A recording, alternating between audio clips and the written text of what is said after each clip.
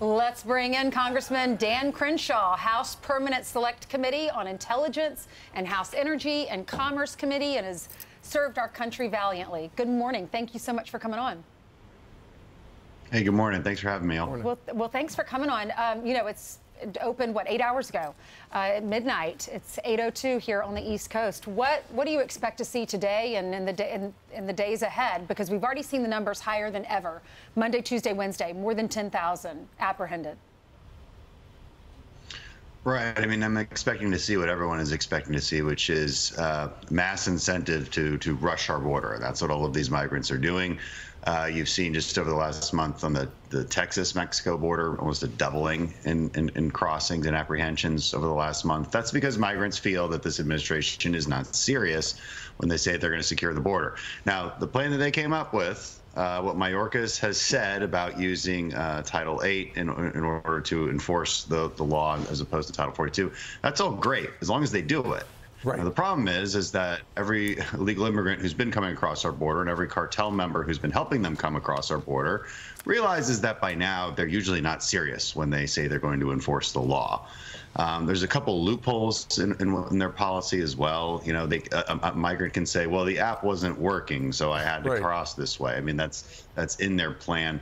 They can also bring an additional family member with them. So it's kind of chain migration on steroids. You know, all that being said, if Mayorkas and Biden actually do what they just wrote down, we'll have a better situation. The problem is we totally lost trust that they'll actually do it. Yeah, exactly. The House Republicans yesterday passed a bill to improve border security. And I know that you were one of the people who said a bunch of the other Republicans wanted essentially to label cartels terrorist groups. But you said we can't do that. Ultimately, they decided to go ahead and have a commission to study whether or not that should happen. But explain for the folks who are watching, Dan, right now, what your thinking is behind that. Sure. So, look, first of all, if Biden would just sign H.R. 2, our border bill, you'd fix the border problem. All right. That bill is designed to stop all the loopholes, stop all of the asylum abuses, actually secure the border. It's a good bill. Yes, that we passed yesterday. The one problem that you're talking about there was, if you're actually a border hawk, you know, folks from the Trump administration, this is members of the Freedom Caucus, all of the border hawks, the people who are really, like myself, who are really hawkish on securing the border, we don't actually want to label the cartels as terrorist organizations, because then you create a very obvious asylum claim for millions of people who live in those territories. It would make our immigration crisis worse. So we believe you should have a different label for them, have the same authorities to go after them. I mean, you can't outflank me when it comes to being aggressive on the cartels. I'm the one who introduced the authorized use of military force against them.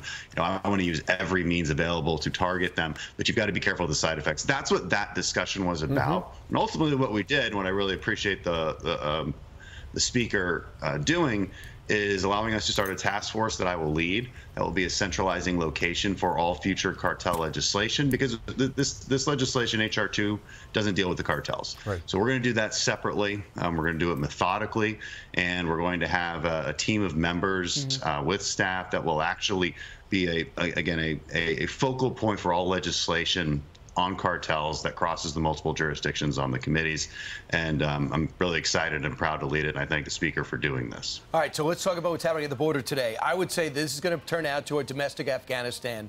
What you're seeing with the thousands pouring in that we're already seeing, overwhelmed Border Patrol, the Texas National Guard, or whatever the special forces are, is actually pushing people back for the first time, getting ahead of the Border Patrol. Chaos in New York as the city, overwhelmed, is sending against their will, against the county's wishes, illegal immigrants into the suburbs. There is no place to put these people. They're breaking our system. And as the Border Patrol came out and said, if anyone is dumb enough to believe the lies from the White House about our borders, seek help. Stop being manipulated by the White House and mainstream media lapdogs. They are lying to you. Our border is on fire, and they throw more gas on the fire. Dan, how is letting 6 million people in, who we know nothing about, helping our country? Well, it's not. Yeah, that's why we made it such a priority to pass a border bill and to highlight this for everyone. And they said it's dead on arrival. The only thing that the White House gives me says some it's kind dead. of consolation is that is that the main problem is in New York, which is, of course, a liberal voting environment that Biden actually has to listen to. You know, when even they're saying we can't handle this anymore, Democrats at one point have to listen. And I'm sorry, because you live there. But, you know, the fact remains is that the fact that this is happening in Democrat-held areas, maybe that's the one thing that gets this administration to listen, because yeah, the border is on fire. It's been on fire. There's no new news here. It's just getting worse because the Biden administration has given all the signals that they will not enforce their own laws. You know, they said they're sending the military down there, so people think in their heads, oh, good, the military will be down there to actually secure it, to deter people. No, they're just going down there to process people, because what Biden doesn't want is the appearance of chaos, but they'll still want to process people and get them in legally. You know, Democrats have never passed any border security legislation. They passed legislation that would make it legal as opposed to illegal, and then they can just say that millions of people are coming in legally. So, you know, they're not serious about this. And look, Republican voters got to get out and vote and win elections so that we can actually and sustain those majorities.